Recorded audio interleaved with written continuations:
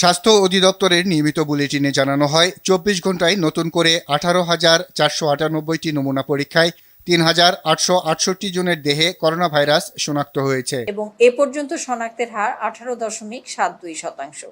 এ পর্যন্ত শনাক্ত হয়েছে ১,৩০,৪৭৪ জন।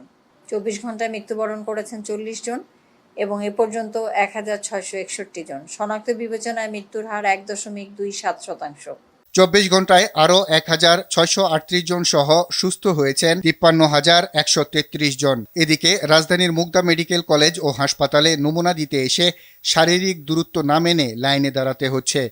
অনেকে আবার রিপোর্ট পেতে কয়েকদিন লেগে যাওয়ার অভিযোগ করেন। ৭ দিন হয়ে গেছে, মানে খুব সমস্যার মধ্যে আছি, রিপোর্টটা এখনো পাইনি, মেসেজ যায়নি। শুক্রবার ৪ দিন ধরে আমি মেসেজ পাই না, আমার হাজবেন্ড অসুস্থ। ওরা হয়তো আমাদেরকে সেই এসএমএসটা দেখে ভর্তি নিয়ে নিছে, কিন্তু সেই রিপোর্ট দিতে ওরা আসলে অনেক বেশি গাফিলতি করছে এবং সেটা ওখানে না, আপনি যে কোনো জায়গাতেই পরীক্ষা করানোর জন্য জিজ্ঞেস করলে ওরা বলবে যে ৪৮ ঘন্টার ভিতরে ওরা এসএমএস এর মাধ্যমে জানাই দিবে, বাট হার্ড কপি অথবা সফট কপি পাওয়ার জন্য আপনাকে টাইম নিবে ওরা।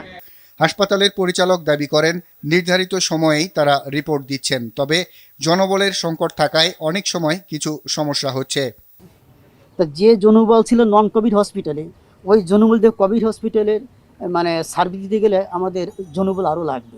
নারায়ণগঞ্জের কয়েকটি হাসপাতালে ঘুরে ভর্তি করাতে না পেরে এই রোগীকে মুগদা হাসপাতালে আনা হয়, কিন্তু অ্যাম্বুলেন্সেই অক্সিজেন লাগানো অবস্থায় মুখ দিয়ে রক্ত আসে তার। পরে পরীক্ষা নিরীক্ষা করে জানানো হয় রোগীর আগেই মৃত্যু হয়েছে। করোনা চিকিৎসার জন্য নির্ধারিত কুর্মিটোলা হাসপাতালেও স্বাস্থ্যকর্মী সংকটের অভিযোগ করলেন রোগীর স্বজনরা। নন পজিটিভ করোনা রোগীর জন্য আলাদা ওয়ার্ড দাবি করেন তারা। আর বাদল, RTV, ঢাকা।